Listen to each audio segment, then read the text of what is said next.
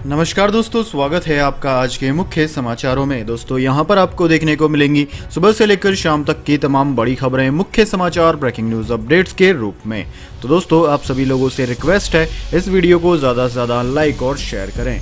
तो दोस्तों सीधे चलते हैं आज की पहली बड़ी खबर की ओर। चुनाव के बाद बंगाल में फैली हिंसा, नंदीग्राम समेत बीजेपी के दफ्तरों में तोड़फोड़, राज्यपाल ने जताई चिंता। जी हां दोस्तों, पश्चिम बंगाल विधानसभा चुनाव परिणाम आने के बाद भी टीएमसी और बीजेपी के बीच छिड़ी जंग शांत होती नजर नहीं आ रही है। बीजेपी ममता बनर्जी की वापसी के साथ ही राज्य में हिंसा भड़कने का आरोप लगा रही है। खबरों के मुताबिक कई टीएमसी कार्यकर्ताओं ने कई जगह बीजेपी दफ्तरों पर हमला किया, आग लगा दी। इन घटनाओं पर राज्यपाल जगदीप धनखड़ ने भी चिंता जताई है। दोस्तों बंगाल के राज्यपाल जगदीप धनखड़ ने कहा कि बंगाल में स्थिति चिंताजनक है, राज्य में हिंसा की खबरों से चिंतित हूं। इससे पहले भी राज्य की कानून व्यवस्था को लेकर राज्यपाल धनखड़ लगातार सवाल उठाते रहे हैं। इस विषय पर ममता सरकार से राज्यपाल धनखड़ की लंबे समय से टकराव की स्थिति है।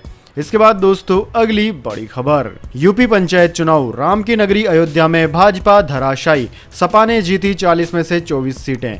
जी हां दोस्तों, उत्तर प्रदेश में हुआ त्रिस्तरीय पंचायत चुनाव पार्टी के लिए महत्वपूर्ण है और यूपी विधानसभा चुनाव से पहले इसे लिटमस टेस्ट की तरह देखा जा रहा है। इस लिटमस टेस्ट में कुछ रुझान ऐसे आ रहे हैं जो कहीं ना कहीं चौंकाने वाले हैं। दोस्तों योगी सरकार में राम मंदिर का कार्य शुरू हो जाना विधानसभा चुनाव से पहले भाजपा के लिए एक बड़ी जीत माना जा रहा था और न केवल अयोध्या में बल्कि यूपी में बीजेपी को इसके जरिए वोटों में बढ़ोतरी की पूरी उम्मीद थी। परंतु पंचायत चुनाव के रुझानों में कुछ और ही तस्वीर नजर आ रही है। रामनगरी अयोध्या में 40 में से 24 सीटों पर समाजवादी पार्टी आगे चल रही है, तो वहीं भारतीय जनता पार्टी केवल 8 सीटों पर बढ़त बनाए हुए है। जनपद की 14 सीटों पर अन्य प्रत्याशी आगे हैं। हालांकि अभी रुझान और नतीजे आने में कई घंटे लग सकते हैं। यह तस्वीर भाजपा की चिंता बढ़ा सकती है। इसके बाद दोस्तों अगली बड़ी खबर, 13 विपक्षी दलों ने की प्रधानमंत्री मोदी से मांग, ऑक्सीजन की पूरी सप्लाई के साथ हो फ्री कोरोना वैक्सीनेशन। जी हां दोस्तों, कांग्रेस अध्यक्ष सोनिया गांधी, पूर्व प्रधानमंत्री एचडी देवगौड़ा समेत विपक्ष के कई प्रमुख नेताओं ने रविवार को केंद्र सरकार से आग्रह किया कि वह सभी अस्पतालों में ऑक्सीजन की निर्बाध आपूर्ति तथा देश भर में मुफ्त टीकाकरण कार्यक्रम सुनिश्चित करे। दोस्तों सोनिया गांधी, देवगौड़ा, राष्ट्रवादी कांग्रेस पार्टी एनसीपी के प्रमुख शरद पवार, शिवसेना प्रमुख और महाराष्ट्र के मुख्यमंत्री उद्धव ठाकरे, पश्चिम बंगाल की सीएम ममता बनर्जी, झामुमो नेता, झारखंड के मुख्यमंत्री हेमंत सोरेन, डीएम के नेता एमके स्टालिन, बसपा प्रमुख मायावती, समाजवादी पार्टी के अध्यक्ष अखिलेश यादव, भाकपा महासचिव डी राजा और माकपा महासचिव सीताराम येचुरी की ओर से संयुक्त बयान जारी कर यह मांग की गई है। इन नेताओं ने कहा कि जब हमारे पूरे देश में महामारी नियंत्रण से बाहर जा चुकी है तो हम केंद्र सरकार का आह्वान करते हैं कि वह सभी अस्पतालों और स्वास्थ्य केंद्रों में ऑक्सीजन की निर्बाध आपूर्ति सुनिश्चित करे। इसके बाद दोस्तों अगली बड़ी खबर, चंडीगढ़ में 7 दिन के लिए कंप्लीट लॉकडाउन का ऐलान, पाबंदियां हुई और भी सख्त।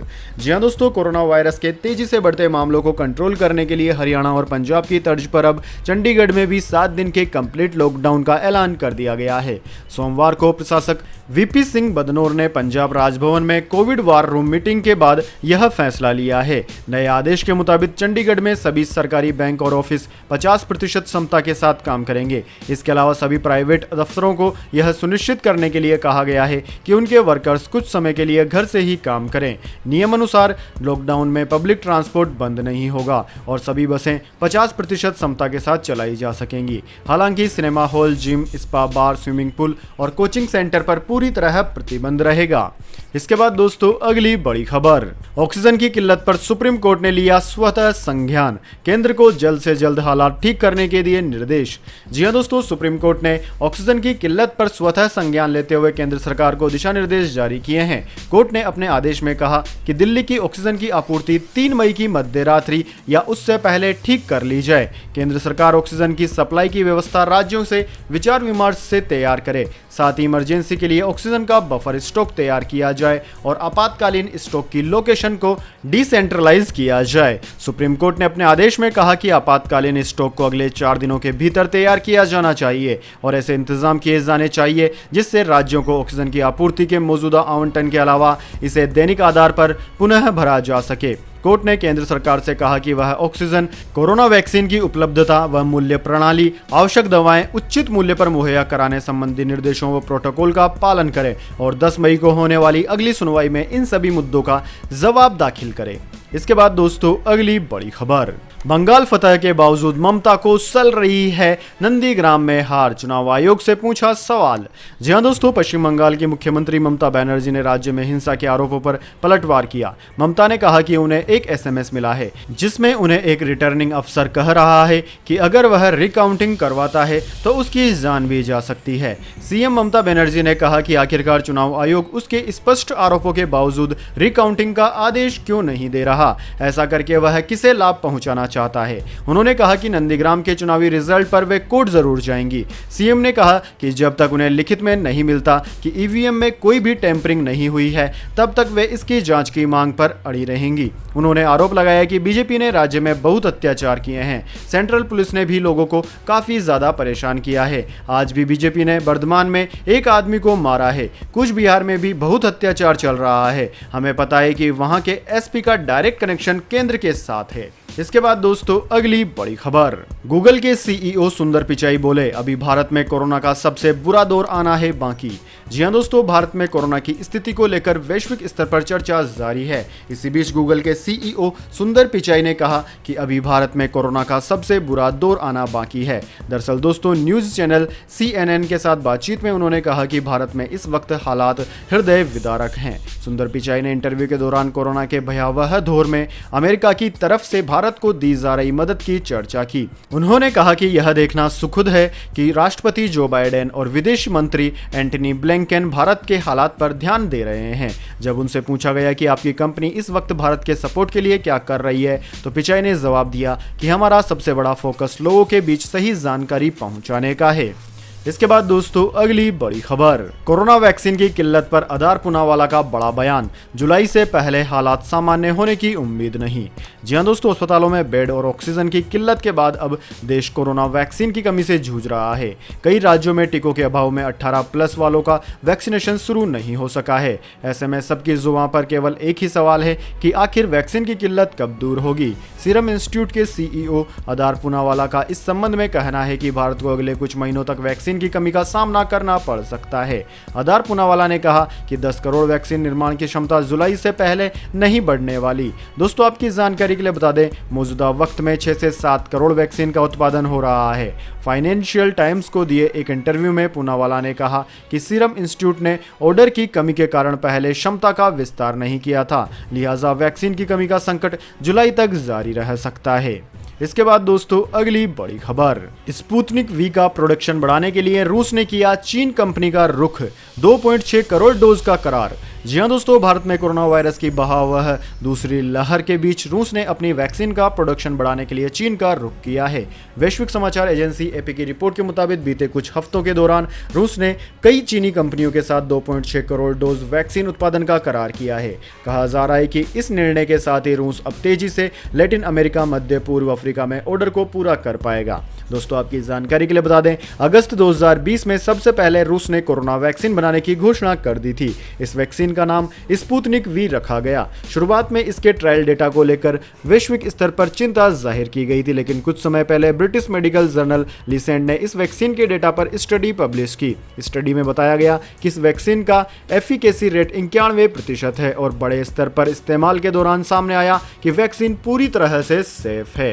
वहीं दोस्तों आपकी जानकारी के लिए बता दें, भारत में कोरोना वैक्सीन की कमी के बीच रूस की स्पुतनिक वैक्सीन बीते शनिवार भारत पहुंच गई। स्पुतनिक वैक्सीन के भारत पहुंचने से तीसरे चरण की वैक्सीनेशन सुचारू रूप से चल सकेगी। इसके बाद दोस्तों अगली बड़ी खबर, हल्के लक्षणों में न कराएं CT स्कैन, कैंसर का बढ़ सकता है खतरा। जी हां दोस्तों, कोरोना के खौफ के बीच राहत भरी खबर है कि संक्रमण की रफ्तार पर ब्रेक लगती दिख रही है। शनिवार रविवार को मिले 4 लाख नए संक्रमितों की अपेक्षा बीते बीते 24 घंटों में 32,000 मरीजों की कमी आई है। बीते 24 घंटे में 3.68 लाख नए संक्रमित मिले हैं। स्वास्थ्य मंत्रालय ने ये अच्छे संकेत बताए हैं, लेकिन यह शुरुआत बताते हुए अभी सावधानी पूरी बरतने की सलाह दी है। साथ ही एक्सपर्ट्स ने सीटी स्कैन के बढ़ते चलन पर भी सतर्क किया है। दोस्तों, स्वास्थ्य मंत्रालय के संयुक्त सचिव लव अग्रवाल ने कहा कि अब तक 87.77% लोग ठीक हो चुके हैं। 1.1% लोगों की मौत हुई है। पिछले 2-3 महीनों का आंकड़ा 1% से भी कम है। उन्होंने कहा कि पिछले कुछ दिनों में अच्छे संकेत मिल रहे हैं। कुछ केसेस में कमी आ रही है। 4 लाख की तुलना में आज 3.68 लाख केस आए हैं। कुछ राज्यों में रोजाना केसों में गिरावट देखी जा रही है। दोस्तों, इस खबर के बाद में अब जान लेते हैं क्या है पूरी दुनिया और भारत में इस महामारी की ताजा स्थिति। तो सबसे पहले दोस्तों बात करते हैं पूरी दुनिया की। तो दोस्तों, पूरी दुनिया में इस वक्त तक इस महामारी के संक्रमितों का आंकड़ा 15,28,75,000 को पार कर गया है। वहीं दोस्तों, इस महामारी से मरने वालों की संख्या 32,02,699 को पार कर गई है। वहीं दोस्तों, बात की जाए सबसे ज्यादा प्रभावित देशों की तो उनमें अमेरिका सबसे ऊपर है। हालांकि अमेरिका के मरीजों की संख्या अब लगातार कम हो रही है, लेकिन कुल संख्या के मामले में अमेरिका पहले नंबर पर है। अमेरिका में 3,26,10,000 से ज्यादा संक्रमित मरीज अब तक सामने आ चुके हैं। वहीं दोस्तों, दूसरा नंबर भारत, जबकि तीसरा Brazil, France, Turkey, Russia, United kingdom, Italy, Spain, Germany, Argentina आदि भी इस लिस्ट में शामिल हैं। वहीं दोस्तों, बात कर लेते हैं क्या है भारत के हालात। लेकिन उससे पहले दोस्तों, मेरी आपसे एक छोटी सी रिक्वेस्ट है। अगर दोस्तों आपको हमारी न्यूज़ अभी तक पसंद आई तो इसे एक छोटा सा लाइक जरूर दे दें, और अगर आपको पसंद नहीं आई है तो बेशक आप डिसलाइक भी कर सकते हैं। लेकिन दोस्तों, लाइक और डिसलाइक जरूर कीजिए, क्योंकि दोस्तों यही हमारी मेहनत का फल होता है और इसी से हमें पता चलता है कि आपको हमारी वीडियो पसंद आई है या नहीं। तो दोस्तों, जल्दी से जान लेते हैं क्या है भारत के हालात। दोस्तों, भारत में इस वक्त तक इस महामारी के कुल संक्रमितों का आंकड़ा लगभग 2 करोड़ को पार कर चुका है। वहीं दोस्तों, मरने वालों की संख्या 2,18,000 के पार है। दोस्तों, पिछले 24 घंटों के दौरान भारत में 3,68,000 से ज्यादा नए मामले सामने आए हैं।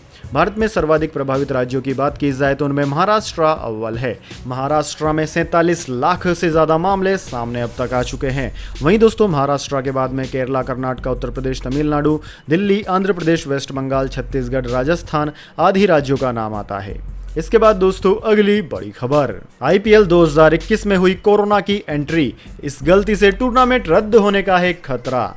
जी हां दोस्तों, आईपीएल 2021 में कोरोना वायरस की एंट्री हो चुकी है, जिसके बाद अब इस टूर्नामेंट पर रद्द होने का खतरा मंडरा रहा है। सोमवार को कोलकाता नाइट राइडर्स के पूर्व क्रिकेटर वरुण चक्रवर्ती और संदीप वारियर को कोरोना पॉजिटिव पाया गया है। इसके कारण सोमवार शाम को प्रस्तावित रॉयल चैलेंजर बैंगलोर और कोलकाता नाइट राइडर्स के बीच मैच को तुरंत टाल दिया गया। लेग स्पिनर चक्रवर्ती और तेज गेंदबाज वारियर को क्वारंटाइन में रखा गया है। ये दोनों 30 साल के हैं। इन दोनों में से वॉरियर को मौजूदा सीजन में अब तक केकेआर के 7 मैचों में से एक में भी खेलने का मौका नहीं मिला है। केकेआर ने अपना पिछला मुकाबला 29 अप्रैल को दिल्ली कैपिटल्स के खिलाफ अहमदाबाद में खेला था और पॉजिटिव नतीजे आने के बाद टूर्नामेंट में घबराहट की स्थिति हो सकती है। इसके बाद दोस्तों अगली बड़ी खबर, परोपकार के लिए मशहूर बिल गेट्स ने भारत और कोरोना वैक्सीन को लेकर दिया बेहद विवादित बयान। जी हां दोस्तों, आज पूरी दुनिया कोरोना वायरस की दूसरी लहर का सामना कर रही है। इस महामारी से लोगों की जिंदगी बचाने के लिए सरकार वैक्सीनेशन पर जोर दे रही है। लेकिन इसी बीच परोपकार के लिए मशहूर माइक्रोसॉफ्ट के को फाउंडर बिल गेट्स ने भारत और कोरोना वैक्सीन को लेकर बेहद विवादित बयान दिया है। स्काई न्यूज को दिए एक इंटरव्यू में जब बिल गेट्स से पूछा गया कि क्या इंटेलेक्चुअल प्रॉपर्टी लॉ को बदलना संभव होगा जिससे कोविड का फार्मूला शेयर करने में सक्षम हो सके, इसका जवाब देते हुए बिल गेट्स ने कहा कि कोरोना वैक्सीन का फार्मूला विकासशील देशों को नहीं दिया जाना चाहिए। इस वजह से विकासशील और गरीब देशों को कुछ समय इंतजार करना पड़ सकता है, लेकिन उन्हें वैक्सीन का फार्मूला नहीं मिलना चाहिए। दोस्तों, बिल गेट्स ने स्पष्टीकरण देते हुए कहा कि भले ही दुनिया में वैक्सीन बनाने वाली बहुत सी फैक्ट्रियां हैं और लोग टीके की सुरक्षा को लेकर बहुत ही गंभीर हैं, फिर भी दवा का फार्मूला नहीं दिया जाना चाहिए। उन्होंने कहा कि यूएस की जॉनसन एंड जॉनसन फैक्ट्री और भारत की एक फैक्ट्री में अंतर होता है। वैक्सीन को हम अपने पैसे और अपनी विशेषता से बनाते हैं। वैक्सीन फार्मूला किसी रेसिपी की तरह नहीं है कि इसे किसी के साथ भी शेयर किया जा सके। इसके लिए बहुत अधिक सावधानी रखनी होती है, टेस्टिंग करनी होती है, ट्रायल्स करने होते हैं। वैक्सीन बनने के दौरान की हर चीज बहुत ही सावधानी से देखनी होती है। वैसे दोस्तों आपको क्या लगता है, क्या वैक्सीन का फार्मूला दूसरे देशों के साथ शेयर करना चाहिए या नहीं? कमेंट में अपनी राय जरूर दें। इसके बाद दोस्तों अगली बड़ी खबर, मौसम समाचार। जानिए अगले 24 घंटे और पिछले 24 घंटे के मौसम समाचार।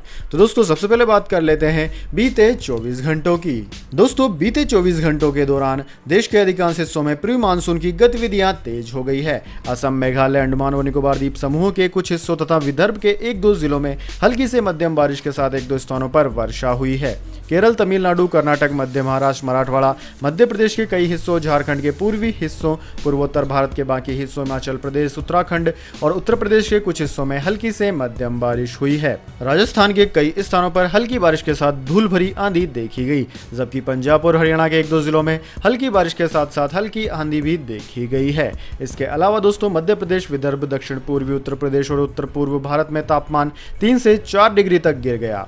वहीं दोस्तों आगामी 24 घंटे की बात की जाए तो आने वाले 24 घंटों के दौरान उत्तर और पूर्वी मध्य प्रदेश, दक्षिण और पूर्वी उत्तर प्रदेश, उत्तर पूर्व भारत, उप हिमालय, पश्चिम बंगाल, अंडमान व निकोबार द्वीप समूह, उत्तरी तटीय आंध्र प्रदेश, केरल, तटीय आंध्र प्रदेश के कुछ हिस्सों में हल्की से मध्यम बारिश के साथ 1-2 स्थानों पर तेज वर्षा हो सकती है। हिमाचल प्रदेश, उत्तराखंड, मध्य महाराष्ट्र, कर्नाटक, गंगीय पश्चिम बंगाल और ओडिशा के कुछ हिस्सों में हल्की से मध्यम बारिश हो सकती है।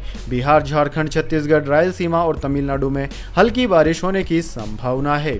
इसके बाद दोस्तों अगली बड़ी खबर, गोल्ड सिल्वर प्राइस टुडे। जानिए क्या है आज के सराफा भाव। दोस्तों सोने और चांदी की कीमतों में आज बढ़ोतरी हुई है। HDFC सिक्योरिटीज के मुताबिक आज दिल्ली सराफा बाजार में सोने का दाम 310 रुपए बढ़कर 46,580 रुपए प्रति 10 ग्राम हो गया। वहीं दोस्तों चांदी 580 रुपए की तेजी के साथ 67,429 रुपए प्रति किलोग्राम पर रही है। अंतर्राष्ट्रीय बाजार की बात की जाए तो अंतर्राष्ट्रीय बाजार में सोने का भाव $1770 प्रति औंस, जबकि चांदी $26.06 प्रति औंस पर रही है।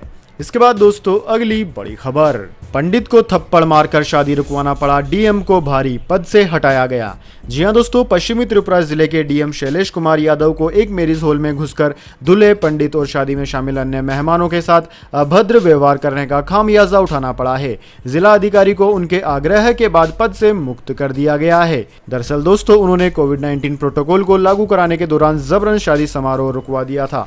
अधिकारियों ने सोमवार को बताया कि शैलेश कुमार यादव ने मुख्य सचिव मनोज कुमार को पत्र लिखकर आग्रह किया था कि उनके खिलाफ विभागीय जांच शुरू हो गई है, लिहाजा पश्चिम त्रिपुरा डीएम के पद से उन्हें मुक्त कर दिया जाए। इस घटना का वीडियो सोशल मीडिया पर दोस्तों काफी वायरल हुआ। जानकारी के अनुसार पत्र में यादव ने कहा कि त्रिपुरा सरकार ने 26 अप्रैल 2021 की रात को हुई घटनाओं की जांच के लिए एक उच्च स्तरीय जांच समिति का गठन किया है। पत्र के मुताबिक यह घटनाएं अगरतला में कोरोना रात्रि कर्फ्यू का उल्लंघन कर माणिक्या कोट और गोलब बगान में विवाह समारोह के दौरान हुई थी। इसके बाद दोस्तों अगली बड़ी खबर, राजस्थान के निजी स्कूलों को सुप्रीम कोर्ट का आदेश, सालाना स्कूल फीस में दे 15% की छूट। जी हां दोस्तों, सुप्रीम कोर्ट ने सोमवार को राजस्थान के निजी स्कूलों की फीस के संबंध में सुनवाई करते हुए अहम फैसला दिया। सुप्रीम कोर्ट ने राजस्थान के निजी स्कूलों को आदेश दिया है कि वह छात्र छात्राओं के सालाना school fees Rajasthan schools act 2016 के तहत ही वसूल सकते हैं, लेकिन इसमें उन्हें कुल रकम में 15% छूट देनी होगी। यह मामला 2019-20 सत्र की फीस से संबंध में था। दोस्तों एक रिपोर्ट के मुताबिक यह आदेश सुप्रीम कोर्ट के जस्टिस SM खानविलकर और दिनेश महेश्वरी की बेंच ने दिया है। यह सुनवाई जोधपुर के इंडियन स्कूल और राज्य सरकार व अन्य संबंधित केस पर हुई। बेंच ने कहा कि स्कूल फीस में 15% की छूट छात्र छात्राओं की ओर से 2020-21 के सत्र के दौरान सुविधाओं का इस्तेमाल न करने के लिए देनी होंगी। इसके बाद दोस्तों अगली बड़ी खबर, SBI अलर्ट, इन एप्स का भूल कर भी न करें इस्तेमाल वरना अकाउंट बैलेंस हो जाएगा 0।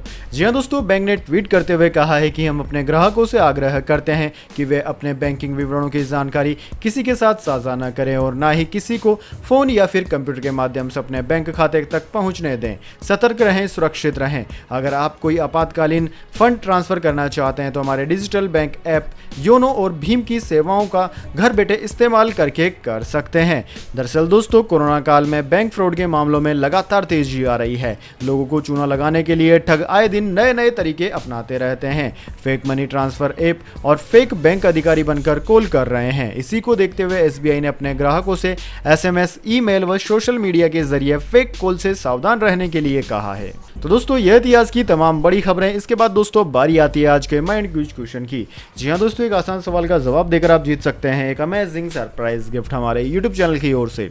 तो दोस्तों आज का सवाल आपकी स्क्रीन पर आ चुका है। हिंदू धर्म के अनुसार गणेश जी का वाहन किसे माना जाता है? जी हाँ दोस्तों, अगर आप जानते हैं कि हिंदू धर्म में गणेश जी का वाहन कौन से जीव को माना जाता है तो जल्दी से कमेंट बॉक्स में लिख दीजिए उसका नाम। अगर दोस्तों आपका जवाब होता है एकदम सही और आप चुने जाते हैं लकी विजेता के रूप में, तो आपको मिल सकता है एक अमेजिंग सरप्राइज गिफ्ट हमारे यूट्यूब चैनल की ओर से। तो दोस्तों जल्दी से अपना उत्तर कमेंट बॉक्स में लिख दीजिए, वीडियो को लाइक कर लीजिए और चैनल को सब्सक्राइब करके बेल आइकन भी दबा लीजिए। धन्यवाद। वंदे मातरम। जय हिंद, जय भारत।